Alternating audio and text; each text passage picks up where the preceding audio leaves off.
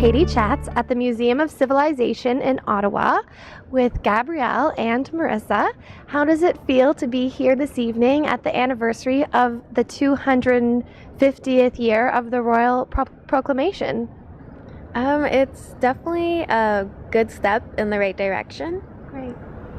I think it's very eye-opening to hear people's views and hear the history.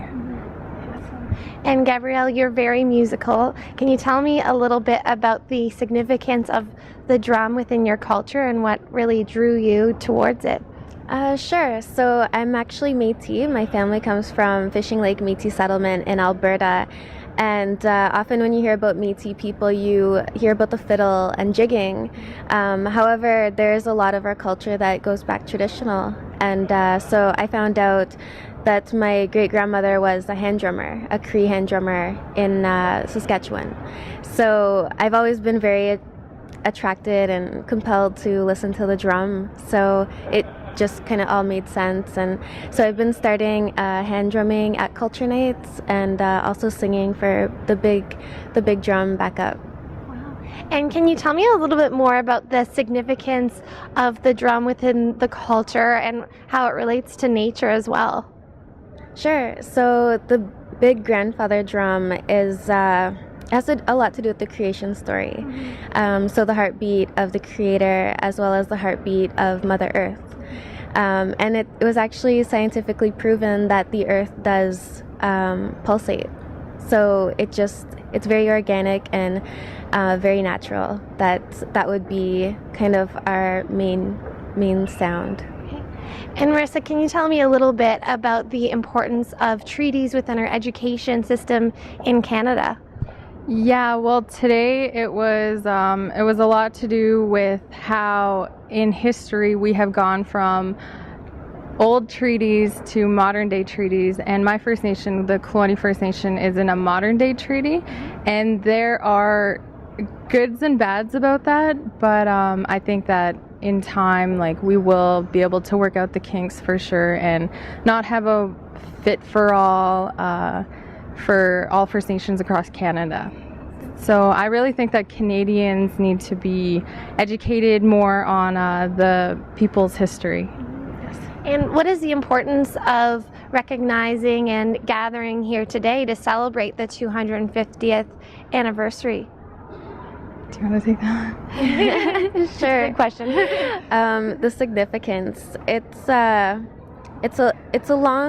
longer history than just 250 years since the first settler arrived in Canada. It's well over almost 500 years of contact between settlers and First Peoples, including First Nations, Inuit, and Métis. So this is very nice that we're honoring that proclamation. However, a lot more has to be done. Like Marissa said, this has to be something that all Canadians are aware of. Youth in elementary to high school, they should be here. They should be here understanding what the Royal Proclamation was about, what treaties were about, what wampum belts were about, and what the Indian Act is, and a lot of the effects that colonization actually has on Aboriginal people. And what makes the reconciliation dance, which was beautifully performed tonight, so significant for the culture and for reconciliating First Nations and non-First Nations? The healing dance, I think it grounds us. It really grounds us to the roots of our ancestors, and it's been around for so long. Like, I'm not totally educated on it or know all of it, but it does definitely give a feeling of that your ancestors are with you in the room, and yeah, it's a good feeling. I'll just touch on the jingle dress. So the jingle dress, that's one of our healing dances, because each jingle represents a day when you prayed. So a day, there's 365 jingles on every dress, and each jingle represents medicine and prayer. So that's the real significance of that healing dance. Wonderful. And where is the best place to find out more information or to follow each of you online? You can follow me on Twitter at Gabrielle V. Fayant. That's Fayant. I don't have Twitter, but I'm on Facebook, Marissa Mills, and I'm a student at the University of Ottawa as well. Wonderful. Great. Well, thank you so much. This was an absolute pleasure, and best of luck with all of your future endeavors as well.